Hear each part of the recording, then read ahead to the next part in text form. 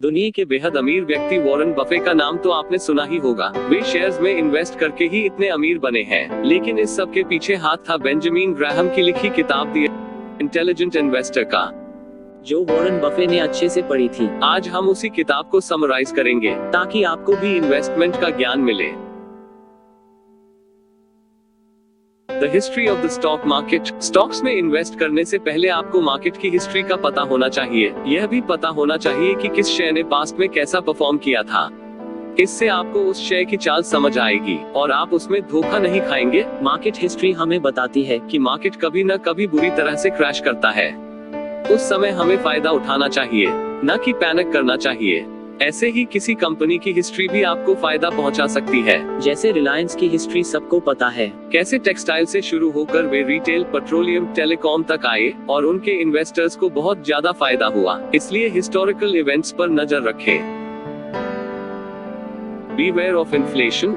समय के साथ आपकी दौलत की वैल्यू कम हो जाती है। जैसे 2000 में मिलने वाले 10,000 और आज के 40,000 बराबर हैं। मतलब आज आपके 10,000 उस टाइम के मुकाबले 2,500 की वैल्यू पर आ गए हैं। ऐसा इन्फ्लेशन यानी महंगाई दर के बढ़ने के कारण होता है। अगर आपकी सैलरी 2% बढ़ जाए तो आप खुश हो जाते हैं, लेकिन अगर इन्फ्लेशन भी 4% बढ़ जाए तो वास्तव में आपको 2% का नुकसान ही होगा। इसलिए अगर आप पैसा घर पर या बैंक में रखते हैं तो वो समय के साथ ग्रो नहीं करेगा, लेकिन अगर उसे इन्वेस्ट करेंगे तो वह कई गुना बढ़ेगा। जैसे अगर आपने 10 साल पहले 1 लाख का जमीन का प्लॉट लिया होगा तो 10 साल बाद वो 10 लाख का हो सकता है, लेकिन वही 1 लाख घर पर रखोगे तो वह 1 लाख ही रहेगा। बैंक में भी थोड़ा सा ही ब्याज मिलेगा। Stocks overcome inflation partially. Inflation को सबसे ज्यादा बीट शेयर्स करते हैं और कई गुना रिटर्न देते हैं, लेकिन इन्वेस्ट करने से पहले शेयर मार्केट के बारे में उचित ज्ञान हासिल करना चाहिए। थोड़ी इन्फ्लेशन बढ़ना फायदेमंद होता है, क्योंकि इससे कंपनीज भी अपने रेट बढ़ाती हैं और शेयर का प्राइस ऊपर चला जाता है। लेकिन बहुत ज्यादा इन्फ्लेशन नुकसानदायक है, क्योंकि इससे महंगाई भी बढ़ जाती है और कंज्यूमर सामान नहीं खरीदते। इससे कंपनी को घाटा होता है और शेयर का प्राइस नीचे चला जाता है। इसलिए शेयर में तब इन्वेस्ट करना चाहिए जब इन्फ्लेशन रेट मिड रेंज में हो, ना बहुत ज्यादा हो ना बहुत कम। REITs can overcome inflation। REITs का मतलब है रियल एस्टेट इन्वेस्टमेंट ट्रस्ट्स। ये ऐसी कंपनीज हैं जो प्रॉपर्टी और बिल्डिंग्स आदि रेंट पर देती हैं। ये इन्फ्लेशन को पूरी तरह बीट करती हैं। इन्फ्लेशन का इन पर ज्यादा असर नहीं पड़ता और इन्वेस्टर्स को भी घाटा नहीं होता। जैसे अगर आपने प्लॉट लिया है तो उसकी कीमत बढ़ेगी ही और अचानक से नहीं गिरेगी। दूसरी ओर शेयर्स एकदम से गिर जाते हैं और कुछ लोग तो सड़क पर भी आ जाते हैं। ऐसे ही अगर आपने अपनी बिल्डिंग किराए पर चढ़ाई है तो टेनेंट आपको किराया देता रहेगा। आपका किराया एकदम से ऊपर नीचे नहीं होगा। इसलिए रियल एस्टेट में इन्वेस्ट करना सबसे सेफ समझा जाता है, लेकिन इसमें लोकेशन, फ्यूचर प्रोजेक्ट आदि का ध्यान रखा जाना चाहिए। इन्वेस्टमेंट कोई भी हो, आंख बंद करके तो कभी भी नहीं की जानी चाहिए।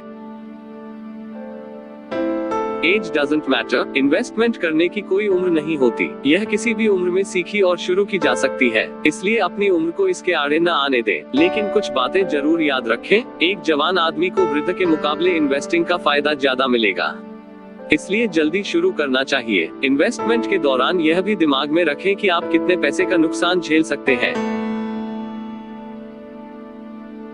Defensive investing. इन्वेस्टिंग 2 तरह की होती है, अग्रेसिव और डिफेंसिव। अग्रेसिव में लोग भाग्य भरोसे किसी स्टॉक में बहुत सा पैसा लगा देते हैं, या तो वे करोड़पति बन जाते हैं या रोडपति। यह तरीका बहुत ज्यादा रिस्की है और लेखक इसके लिए मना करते हैं। इसे ही जुआ कहा जाता है। इसके विपरीत डिफेंसिव इन्वेस्टिंग काफी सेफ है। उसमें आप कंपनी की एनालिसिस खुद करते हो, तभी जाके कोई फैसला लेते हो। डिफेंसिव इन्वेस्टिंग के लिए अच्छी कंपनी के शेयर्स ढूंढने के लिए लेखक ने कुछ टिप्स दिए हैं। 1.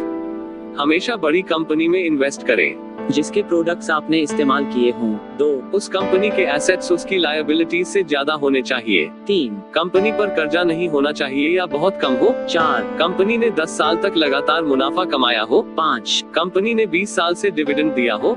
6. कंपनी के शेयर की PE रेशियो पिछली अर्निंग की 15 गुना से ज्यादा न हो। 7. Price to asset ratio book value से 5 गुना से ज्यादा न हो। इन टिप्स को ध्यान में रखकर ही आप शेयर्स का चुनाव करें।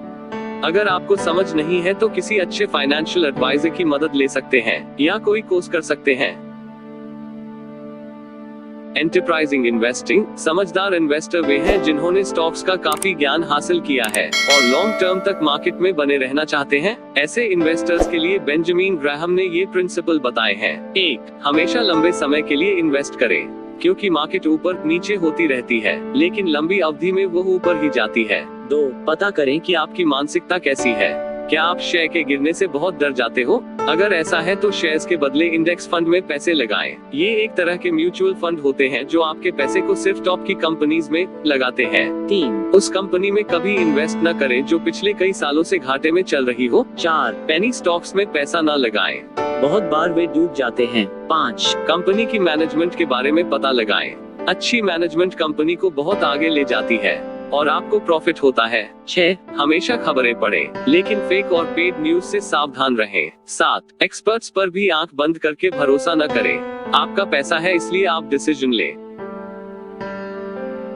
How to invest in stocks. Benjamin Graham ने स्टॉक्स में इन्वेस्टमेंट के और भी कई सारे टिप्स दिए हैं, जिनमें प्रमुख इस प्रकार हैं। 1. कभी भी डे ट्रेडिंग न करें, यह बहुत रिस्की है और जुए की तरह है। 2. सब IPO में इन्वेस्ट न करें, वे बहुत हाई प्राइस पर मिलते हैं। कुछ ही IPO आपको लाभ देते हैं। 3. बहुत बड़ी कंपनी धीरे धीरे ग्रो करती है, इसलिए ऐसी कंपनी में कभी पैसे न लगाएं जिसकी पे रेशियो 25 से ज्यादा है। 4. गिरते हुए मार्केट में अच्छे शेयर्स खरीदें। 5. कभी भी गिरते चाकू को न पकड़ें, मतलब जो कंपनी डूब रही है उसमें पैसे न लगाएं, बेशक उसका शेयर कितना भी सस्ता मिल रहा हो, हाथ कट जाएंगे। 6. अगर कोई बड़ी कंपनी एक नई कंपनी लगाती है तो उसके शेयर्स जल्दी खरीद ले, जैसे अगर इलॉन मस्क कोई नई कंपनी शुरू करे तो सब उसे खरीद लेंगे। 7. जिस कंपनी में स्कैम्स हुए हो उसके शेयर्स न खरीदें। एविडेंस बेस्ड इन्वेस्टिंग, आपकी इन्वेस्टमेंट एविडेंस पर बेस्ड होनी चाहिए, न कि तुक्के या गैस वर्क पर। कुछ लोग दूसरों की देखा देखी पैसे लगा देते हैं और फिर इंतजार करते रहते हैं। उन्हें यह भी पता नहीं होता कि उन्होंने एक साल में शेयर से कितना रिटर्न कमाया, इसलिए प्रॉपर एनालिसिस करें। ऐसा न हो कि कमाने के बजाय आप गंवा रहे हों। जब आपके पोर्टफोलियो में बहुत से शेयर्स होते हैं तो उनमें कुछ लॉस में होते हैं और कुछ प्रॉफिट में। जिस शेयर ने प्रॉफिट कमाया है और अब उसके और बढ़ने की उम्मीद नहीं है तो उसे बेच दे। कुछ लोगों को उन शेयर से प्यार हो जाता है, वे सोचते हैं ये आगे भी बढ़ते रहेंगे, इसलिए प्रॉफिट बुक नहीं करते। इससे उनको फायदा उतना ही होता है जितना फिक्स्ड डिपॉजिट करने वाले व्यक्ति को। Market volatility is useful. जब मार्केट बहुत ऊपर नीचे होती रहती है उसे वॉलेटिलिटी कहते हैं। बहुत से लोग इससे डर जाते हैं। एक दिन शेयर प्राइस ऊपर जाता है और कुछ दिन बाद नीचे आ जाता है। कुछ लोगों को इससे पैनिक होता है। जब शेयर प्राइस गिरता है तो वे उसे डर के मारे बेचने लगते हैं, इससे उन्हें काफी नुकसान होता है। इसलिए कभी भी पैनिक में शेयर न बेचें। जब शेयर प्राइस नीचे हो तो उसे खरीदें और जब ऊपर चला जाए तो ही बेचें। इस तरह से आप वॉलेटाइल मार्केट में भी पैसा बना लेते हो। Beware of financial advisors। सबसे पहले तो फाइनेंशियल एडवाइजर पर डिपेंड नहीं होना चाहिए, वे बहुत ज्यादा ब्रोकरेज या फीस लेते हैं। फाइनेंशियल एडवाइजर तभी ले अगर आपको बहुत लॉस हुआ हो, अगर आपका पोर्टफोलियो बहुत ही बड़ा हो, अगर आप रिटायर हुए हों। इसके अलावा कुछ फेक एडवाइजर्स भी होते हैं, उनके झांसे में न आए। कोई आदमी अगर ये बातें बोलता हो तो समझ ले कि वो फेक है। एक ऐसा मौका लाइफ में एक बार आता है। 2. क्या आप मेरी तरह अमीर नहीं बनना चाहते? 3. मेरे पास खास ट्रिक्स है जो कोई नहीं बताएगा। 4. आप मेरे मेथड से बहुत पैसे बना लोगे, आदि। ऐसी बातें फेक एडवाइजर आपको फंसाने के लिए बोलते हैं और बाद में आपको लूट लेते हैं। इसलिए क्वालिफिकेशंस और क्रेडेंशियल्स देखकर ही अपना एडवाइजर चुनें। किसी भी कंपनी में इन्वेस्ट करने से पहले उसका सिक्योरिटी एनालिसिस जरूर कर ले, लेकिन यह आम इंसान के वश के बाहर होता है। इसमें बेसिक अलजेब्रा का यूज होता है जो फाइनेंस एक्सपर्ट ही कर सकता है, लेकिन इसके अलावा यह बेसिक चीजें भी देख ले। कंपनी के फ्यूचर प्रोस्पेक्ट्स देख ले, कंपनी की मैनेजमेंट में कौन कौन है, उनका एक्सपीरियंस क्या है, कंपनी का फाइनेंस का स्ट्रक्चर क्या है, डिविडेंड रिकॉर्ड कैसा है। The margin of safety. जब भी किसी कंपनी का शेयर खरीदे तो मार्जिन का ध्यान रखें। शेयर को ट्रू वैल्यू के 50% नीचे होने पर ही खरीदें। अगर कोई शेयर आज भाग रहा है तो आंख बंद कर उसमें न घुस जाएं, बल्कि उसके नीचे आने का इंतजार करें। इस तकनीक से आप काफी प्रॉफिट कमा लेंगे।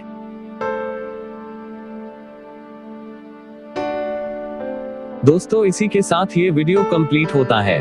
आपको यह वीडियो कैसा लगा हमें कमेंट करके बताएं और ऐसे ही इंटरेस्टिंग वीडियोस देखने के लिए हमारे चैनल रामरतन कुशवाहा को सब्सक्राइब करें। धन्यवाद, आपका समय शुभ हो।